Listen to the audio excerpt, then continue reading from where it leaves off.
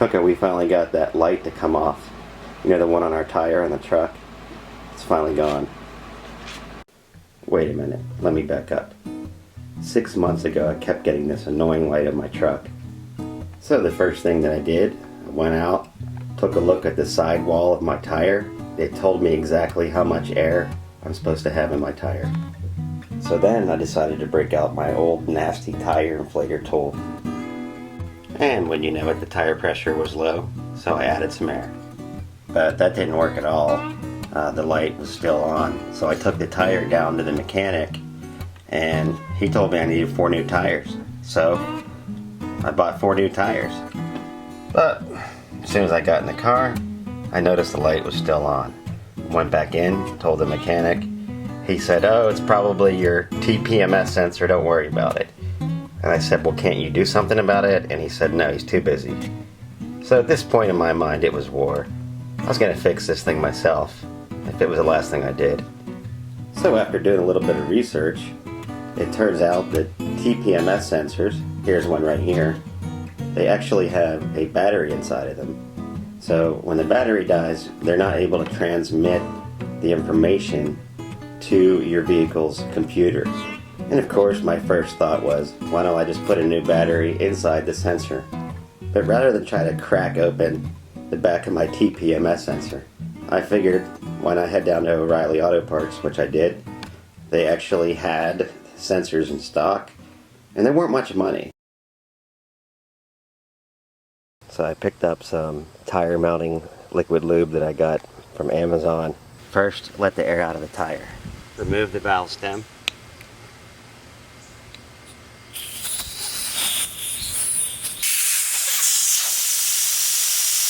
I just used a tire valve stem removal tool for that part. Tire lube. Lube it up. Just picked up Bead Buster XB452. Alright. Get it in.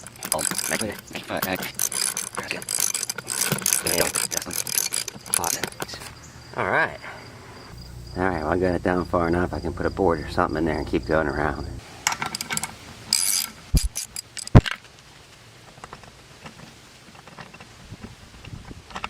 That thing's pretty amazing. I just went to pop the other side of it and the bead broke immediately. So, great little tool. Remove the old valve stem. Just clean that hole out with sandpaper. And then I'm going to spray brake cleaner.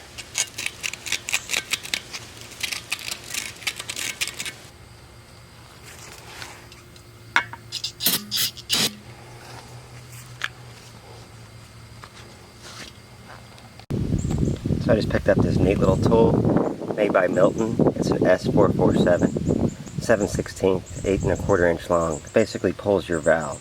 So what I do is I put the fishing tool down through the hole first. See? So it's like stops you from losing the other end. So you just pull that through, or you thread it first.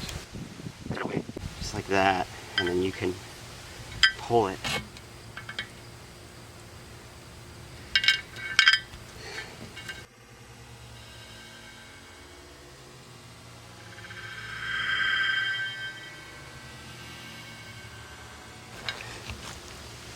And then the silicone goes towards you, the camera. There it is. Alright, so then I just take some leverage, like a pry bar or something, and get my hand in there. I remove the fishing tool, and I thread on. I have a threaded tool here, this is nice. The Ready sensor comes with, so you can thread it by hand. So I just thread it by hand. Then I just tighten it with a long socket to 71" pounds. So you just add air. Just kind of tap it a little bit. Put some weight on it. It'll seat itself. to your recommended tire pressure. Okay, the last step, you hit this button right here. Eventually you get to press check mark to relearn tire positions. I'm going to press the check mark. You hear a beep, and then you should have one of these tools right here. You don't have to have one of these tools, but I recommend it. So what you do is you go up to the tire, you hold in the button, and it'll learn it. So that's the front driver's side. Okay, then I'm going to go around the front of the truck to the front passenger. I'm going to the back of the truck now. Back passenger, holding it right up to the valve.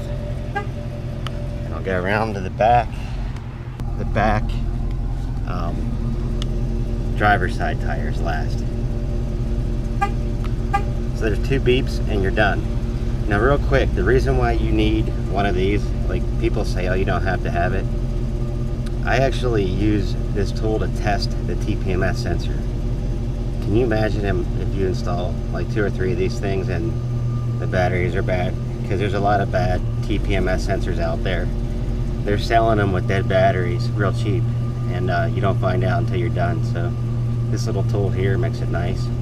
You can test them before you even before you even do anything. All you do is the same procedure I just showed you, but you just hold the 4 TPMS sensors in your hand and you check to make sure each one is working.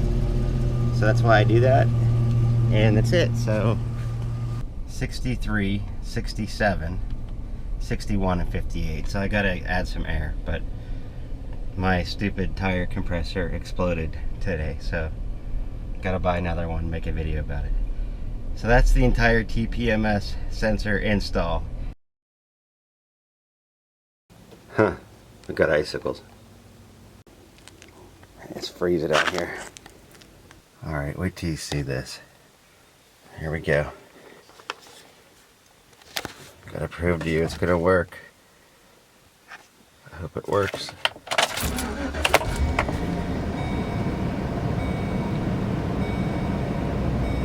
And as you can see, like I said, it's been 6 months now. I've never seen the light. Okay, front 60, 61, rear 62, 61. Most importantly, as you can see, no lights over there. You see it? No warning lights. Just that my parking brake is on. That's it. We did a good job, didn't we, girl? We sure did.